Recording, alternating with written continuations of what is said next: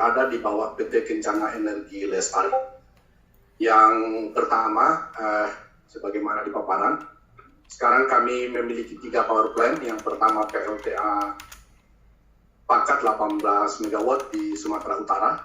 Kemudian yang di tengah PLTA Air Putih 21 MW di Kabupaten Lebong, Provinsi Bengkulu. Dan yang ketiga PLTM Madong 10 MW di Kabupaten Toraja Utara, Sulawesi Selatan. Kami akan menyampaikan satu persatu. Yang pertama PLTA Pakat 18 MW, ini terdiri dari 3 unit pembangkit masing-masing 6 MW, berlokasi di Kabupaten Umbang Hasudutan, Provinsi Sumatera Utara. Beroperasi secara komersil sejak Januari tahun 2018. Kami memiliki perjanjian jual beli tenaga listrik atau Power Purchase Agreement PPA dengan PT PLN Persero sepanjang 30 tahun dengan skim BOOT, Build, Operation, Own, kemudian transfer ke PLN. Nah, lanjut.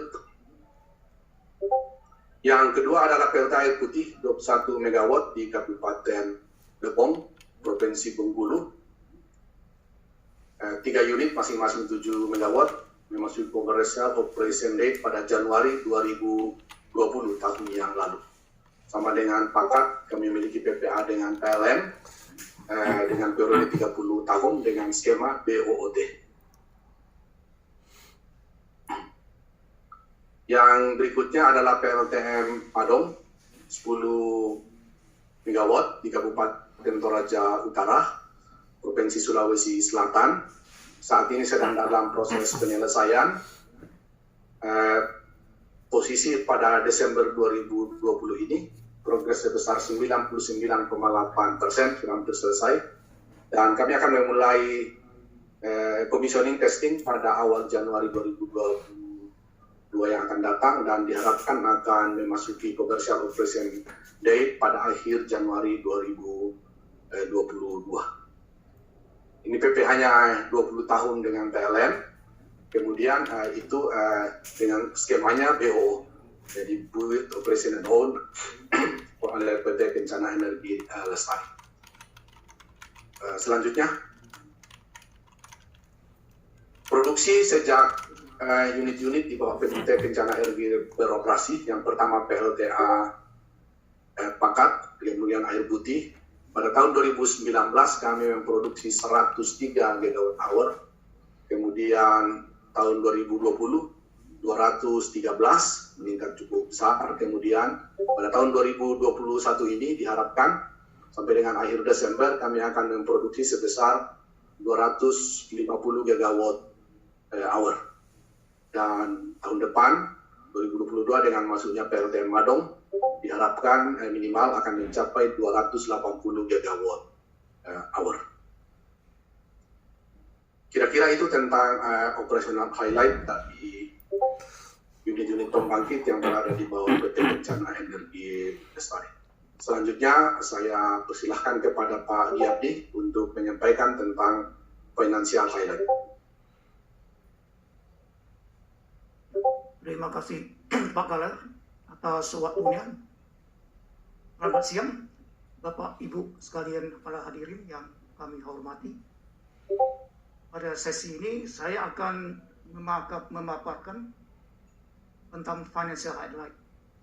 Jadi saya akan mulai membahas dari financial highlight tahun 2020, kemudian Q2 2020 versus 2021.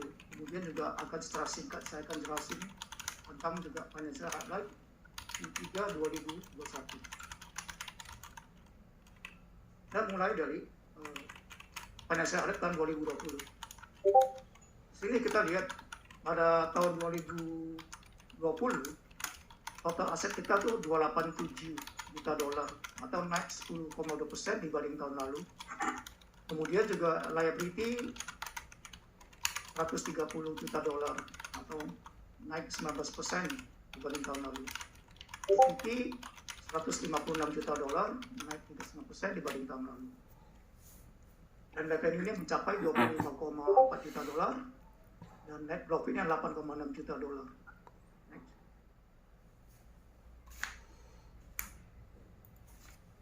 Di sini kita melihat bahwa financial performance tahun 2021 Q2 kita melihat bahwa ada dua sisi. Kalau kita lihat di sisi neraca, kita juga ada kenaikan aset. Total aset kita naik lagi 15,6% dari 287 menjadi 300,06 juta. Jadi ada kenaikan sebesar 15,6% untuk total aset. Sedangkan liability di sini tercantum adalah 140 juta dolar, naik sekitar 33% dibanding tahun lalu. Namun kalau kita lihat bahwa 140 juta dolar ini tidak murni semuanya berasal dari debt ya, atau utang bank ya. Jadi ini ada berbagai komponen daripada liability ini. Sedangkan untuk utang bank itu hanya sebesar 83 juta dolar. Dan itu pun bersifat jangka panjang semua, rata-rata 10 tahun. Sedangkan sisanya adalah yang komponen lainnya adalah yang terbesar adalah liabilitas pajak tangguhan sebesar 29 juta dolar. Dan kemudian sisanya ada 20 juta dolar itu utang afiliasi. Sedangkan sisanya sekitar 8 juta itu adalah utang vendor dan lain-lain. Kemudian kita lihat ke sisi revenue. Revenue kita kuartal 2 ini mencapai 18,2 juta dolar atau naik 128%. Sedangkan net profit 5 juta dolar, naik 68%. Dan kemudian kalau kita mau jelasin secara lebih detail bahwa sebenarnya kenaikan daripada revenue ini ditopang oleh progres konstruksi proyek Madong. Jadi Madong kita mulai konstruksi mulai tahun 2020 atau sekitar Januari 2020, dan kita akan selesai konstruksi di Desember 2022 ini, dan kita selesai on schedule 2 tahun pas dan juga on budget, jadi tidak ada yang cost overrun. Jadi proyek ini boleh dikatakan milestone karena sangat jarang proyek yang bisa mencapai schedule proyek on time dan juga tidak ada cost overrun. Jadi ini merupakan salah satu faktor menunjang kenaikan daripada revenue tahun ini. Namun saya mohon maaf, memang kita pada standar akuntansi yang kita pakai ini adalah standar akuntansi ISA 16. Jadi agak sedikit berbeda daripada standar akuntansi yang digunakan secara konvensional oleh industri yang lain. Jadi kita jenis perusahaan adalah IPP, Independent Power Producer. Jadi yang kita gunakan adalah ISA 16. Jadi di dalam komponen pendapatan kita bagi 3, ada pendapatan proyek konsesi atau konstruksi, kemudian juga ada pendapatan bunga konsesi. Sebenarnya itu bukan bunga, itu adalah amortisasi dari pengakuan pendapatan yang diakui di depan. Dan kemudian juga penjualan listrik. Jadi ada 3 komponen. Orang akan lihat bahwa penjualan listrik itu paling kecil. Sebenarnya tidak, karena itu hanya adalah bersifat penjualan listrik yang di atas daripada annual production yang sudah disepakati dengan PLN, itu akan dicatat di penjualan listrik. Yang lain-lain sudah diakui di pendapatan proyek konsesi dan pendapatan bunga konsesi. Jadi memang ini standar akuntansi kita agak sedikit berbeda, karena ini adalah standar akuntansi yang dianut oleh standar internasional untuk perusahaan IPP. Jadi mungkin kadang-kadang agak sedikit susah dimengerti oleh para investor.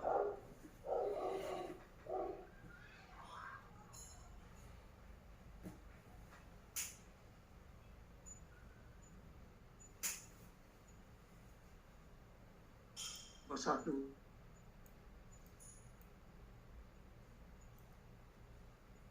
Recording stopped. Recording in progress.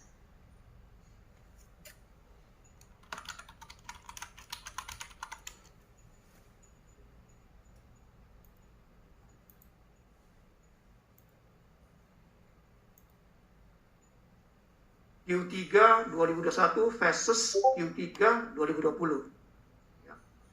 Jadi dari segi revenue ada kenaikan 56,75%. Kemudian dari laba bruto ada kenaikan 44%, yaitu dari 10,7 juta dolar di Q3 2020 menjadi 15,4 juta dolar di Q3 2021. Begitu juga dengan laba usaha. Laba usaha juga meningkat sebesar 48,73%, yaitu dari Q3 2020 sebesar 8,7 juta dolar menjadi 13 juta dolar. Namun di laba sebelum pajak penghasilan itu cuma naik 7,4%. Jadi dari 7,7 juta dolar Q3 2020 menjadi 8,3 juta di Q3 2021. Hal tersebut disebabkan oleh karena adanya memang ada kenaikan bunga. Kemudian juga di tahun lalu kita mencatat adanya selisih laba selisih kurs. Jadi hal-hal tersebut yang menyebabkan revenue naik, pendapatan laba tabur jalan sebelum hasil penjualan naik sebesar 7,4%.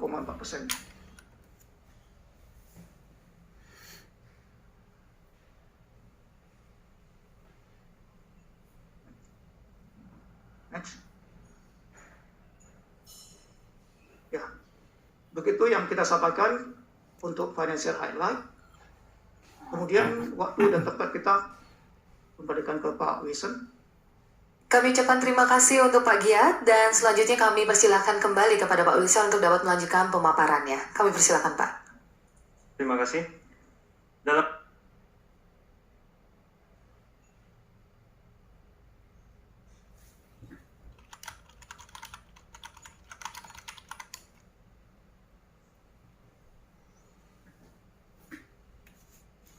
dan seterusnya. Selain itu, Kencana Energi juga sedang dalam proses akuisisi proyek baru pembangkit listrik mini hidro dengan kapasitas 10 MW, pembangkit listrik tenaga biomasa dengan kapasitas 5 MW, dan konstruksi pembangkit listrik tenaga surya berkapasitas 1,3 MW. Next.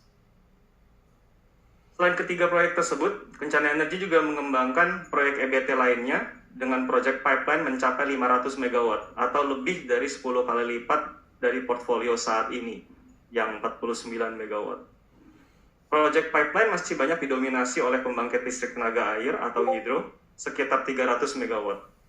Pembangkit listrik tenaga angin 160 MW, pembangkit listrik tenaga matahari 20 MW, pembangkit listrik tenaga biomasa dan biogas 15 MW. Next.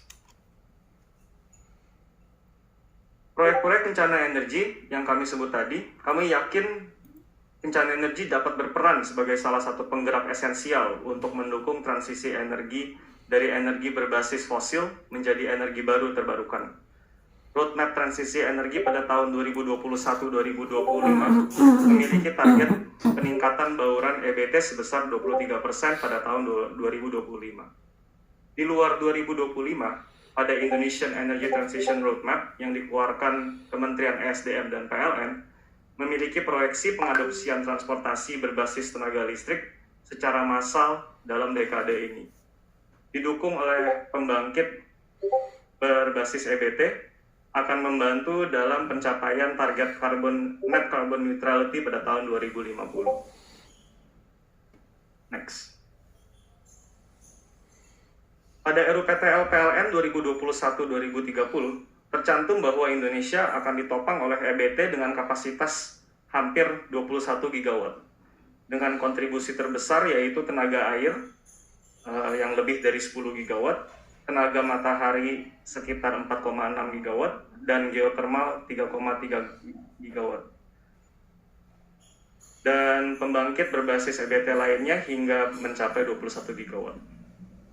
Kami optimis EBT masih sangat menjanjikan dan memiliki prospek yang sangat baik untuk dikembangkan di Indonesia guna menggantikan posisi energi fosil yang masih sangat diandalkan hingga kini, tetapi persediaannya semakin menipis dari hari ke hari. Next. Dalam hal environmental, social, dan governance, Kencana Energi berkomitmen agar menjadi pelopor dan dapat terus mendukung Indonesia dalam perjalanan kita untuk mencapai target net zero emission. Moto kami adalah Power for Good, dengan artian ganda untuk kata good, yang berarti good sebagai kebaikan dan juga good dalam arti selamanya. Power for Good, moto kami, sesuai dengan pandangan kami di mana masa depan Indonesia yang lebih terang, cerah, dan bersih. Power for Good menjadi filosofi sentral dalam seluruh operasi kami. In our business, in our process, our people, our company, and our presence. Kami meminta doa restu dan dukungan teman-teman sekalian dan bersama-sama berjuang untuk kesejahteraan bangsa, pelestarian alam, dan kemajuan umat manusia. Terima kasih. Terima kasih kami ucapkan kepada Bapak Wilson atas paparannya yang baru saja disampaikan. Dan Bapak Ibu sekalian serta rekan-rekan media, selanjutnya kita akan memasuki pada sesi tanya jawab. Dan saat ini sudah ada beberapa pertanyaan yang masuk di kolom chat, di mana saya akan mulai membacakan pertanyaannya kepada Bapak-Bapak jajaran direksi yang sudah hadir. Saya mohon izin untuk bisa membacakan yang pertama terlebih dahulu Bapak, di mana kita punya pertanyaan dari Seno Tribun News. Pertanyaannya seperti ini, bagaimana realisasi pendapatan dan laba di tahun ini? Apakah tercapai?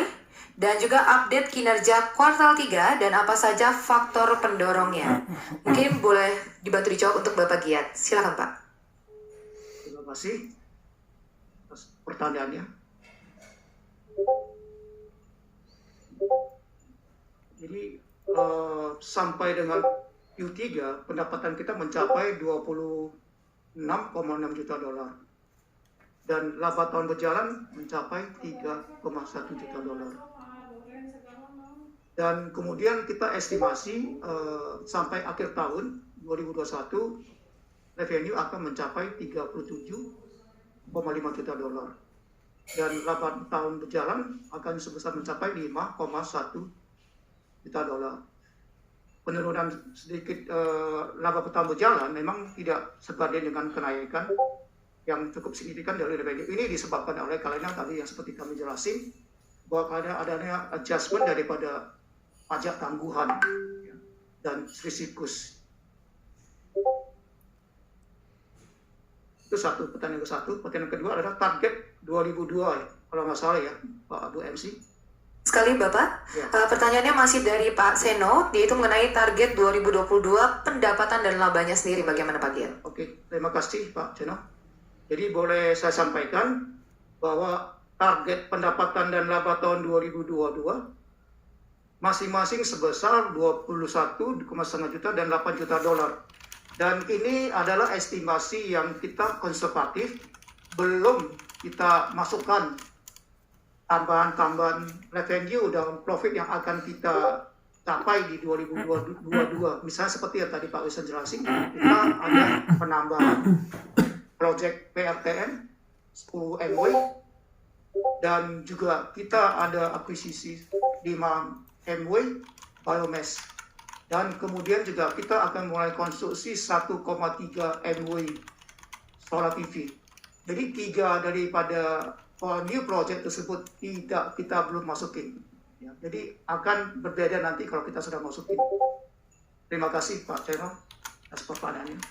Baik, terima kasih juga untuk Pak Giat atas jawaban yang diberikan. Semoga Mas Seno dari Tribun News sudah terjawab. Dan selanjutnya kita punya pertanyaan, Bapak-Bapak sekalian, dari Abdul Ghafur dari Investor Daily. Pertanyaan pertama, apakah saja tantangan bisnis untuk tahun 2022? Mungkin saya bisa meminta kesediaan Pak Karel untuk boleh membantu menjawab. Silakan Pak.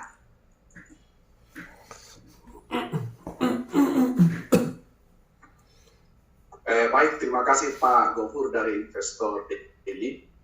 Akan saya sampaikan tentang tantangan yang dihadapi oleh Kencana Energi Lestari di tahun 2022. Yang pertama tantangan dari segi operasional, bahwa dua pembangkit kami dan satu akan beroperasi. Pengalaman selama ini tantangan utama lebih banyak di sisi supply ke PLN atau masalah jaringan. Ini berkaitan dengan kondisi musim yang sering sangat ekstrim, di mana pengalaman kemarin ada beberapa terjadi tanah longsor sehingga jaringan mengalami gangguan. Itu yang sangat perlu kami antisipasi di tahun 2022 yang akan datang. Dari segi kesiapan unit pembangkit, semuanya tidak ada masalah, siap beroperasi. Yang berikutnya adalah dalam soal pengembangan yang disebutkan Pak Wilson tadi, beberapa rencana ke depan untuk pengembangan pembangkit baru. Tantangan atau usaha lebih keras yang perlu kami lakukan adalah dalam rangka mengikuti proses yang dilaksanakan oleh PT PLN Persero untuk pengadaan pembangkit-pembangkit EBT tahun 2022. Jadi kami untuk lebih aktif untuk mempersiapkan baik kelengkapan studi, kelengkapan data-data finansial, dan lain-lain. Kira-kira itu Pak Gofur yang dapat saya sampaikan. Terima kasih. Juga kami ucapkan untuk Pak Karel untuk jawaban yang baru saja disampaikan mengenai pertanyaan tantangan bisnis untuk 2022. Dan selanjutnya kita masih punya pertanyaan kedua dari Abdul Gofur Investor Daily. Dan kali ini mungkin saya ingin menunjukkan kepada Bapak Giat, di mana capex yang sudah disiapkan dari mana saja dan untuk apa saja Pak? Silakan. Untuk tahun 2002 kita menyiapkan budget kurang lebih untuk capex antara 25 sampai 30 juta dolar. Ya tadi itu untuk pengembangan proyek-proyek baru seperti tadi itu untuk pembangunan PRTM baru, kemudian juga untuk biomass, dan juga untuk pembangunan otomatis PMB solar PV. Dan juga untuk pengembangan bisnis-bisnis lainnya yang kita persiapkan untuk mulai mengadakan pengadaan untuk proyek-proyek baru. PRTA kita yang sebesar 200 MW. Ini semua kita siapin untuk menunjang pertumbuhan kami di masa-masa akan datang. Jadi sumber pendanaannya adalah kita biasanya menggunakan internal cash maupun dari sumber ekstra, yaitu financing dari bank. Biasanya menggunakan komposisi 70% dari bank, debt, kemudian 30% equity dari internal cash sendiri. Terima kasih. Terima kasih Bapak Giat untuk jawabannya. Semoga dapat terjawab untuk pertanyaan dari Investor Daily Abdul Gofur yang baru saja ditanyakan. Dan selanjutnya Bapak-Bapak sekalian dan serta rekan-rekan media, kita punya pertanyaan dari Amalia Kontan dan Abdul Gofur dari Investor Daily yang menanyakan bagaimana dengan strategi ekspansi Pak, serta rencana jangka panjang anorganik dan organik yang ingin dicapai saat ini. Mungkin saat ini pertanyaannya saya ingin meminta kesediaan Pak Wilson untuk dapat menjawab. Silakan Pak. Ya, terima kasih untuk pertanyaannya. Strategi perkembangan untuk bencana energi, mungkin saat ini kita memiliki portfolio yang hanya hidro ya, tapi perlu kami tekankan bahwa bencana energi adalah perusahaan renewable energy dan bukan hanya limited to only hydro. Dari proyek pipeline terdiri dari hydro. Kenapa kita masih banyak konsentrasi di hydro? Karena hydro merupakan baseload PLN. Karena sifatnya yang stabil untuk bisa diterima oleh PLN. Kalau kita bandingkan dengan pembangkit lainnya seperti mungkin solar ataupun angin, mereka bersifat intermittent, jadi ada sedikit fluktuasi dari generasi listriknya. Maka karena perbedaan sifat tersebut, lebih mudah untuk diterima PLN dan juga sistem jaringan untuk menerima pembangkit hydro. Namun dari sini kami sadar bahwa di tahun 2022 dan seterusnya, dan juga dari segi teknologi, pembangkit listrik tenaga solar itu cukup menjanjikan, dan ini banyak tercermin dari RUPTL yang tahun 2021-2030 bahwa banyak sekali proyek solar yang akan di-include ke dalam menopang sistem kelistrikan di Indonesia. Itu karena sifatnya pembangkit solar itu lebih mudah untuk diinstalasi dan juga untuk lebih cepat untuk bisa di-roll out. Lalu untuk pertanyaan kedua dari strategi pengembangan yaitu organik atau anorganik. Jadi memang pada saat sampai hari ini proyek-proyek kencana energi banyak kami lakukan adalah proyek yang bersifat organik, yang dalam arti dari greenfield kami mengidentifikasikan potensi-potensi proyek, lalu kami melakukan studi, lalu kami melakukan konstruksi, dan akhirnya COD. Proses studi tersebut bisa memakan waktu hingga 5 tahun, dan konstruksi juga bisa memakan waktu hingga 5 tahun. Jadi dari sini kita lihat bahwa kendala untuk organic growth adalah time frame yang cukup panjang, sehingga kami harus mempersiapkan waktu yang cukup banyak hingga COD. Jadi dari sini kami ada strategi untuk anorganik, atau dari sini kita melakukan acquisition untuk project-project yang sudah melakukan studi ataupun project-project yang sudah COD, guna kita mempersingkat waktu untuk bisa memulai konstruksi atau bisa langsung memiliki proyek yang sudah ada income atau sudah ada power generation. Kira-kira seperti itu. Terima kasih. Baik, terima kasih Bapak Wilson atas jawabannya yang begitu lugas sekali dan semoga menjawab untuk pertanyaan dari Amalia Kontan dan juga Investor Daily dengan Mas Abdul Ghafur.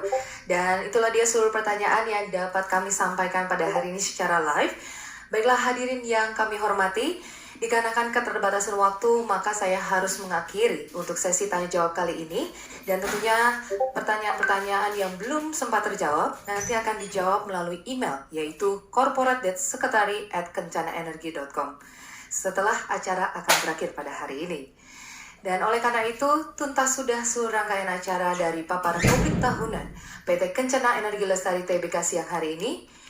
Semoga rekan-rekan telah paham atas jawaban yang telah disampaikan oleh Direksi Perseroan, dan kami ucapkan terima kasih tentunya atas partisipasi, kesediaan, kehadiran yang tentunya bersama dengan rekan-rekan media, analis, serta investor Perseroan yang telah mengikuti seluruh rangkaian acara hingga akhir nanti. Dan tentunya kita berharap di tahun mendatang Perseroan dapat lebih sukses dan mampu menghadapi tantangan yang ada. Mewakili seluruh penyelenggara, kami memohon maaf apabila terdapat kekurangan dalam penyelenggaraan acara kali ini.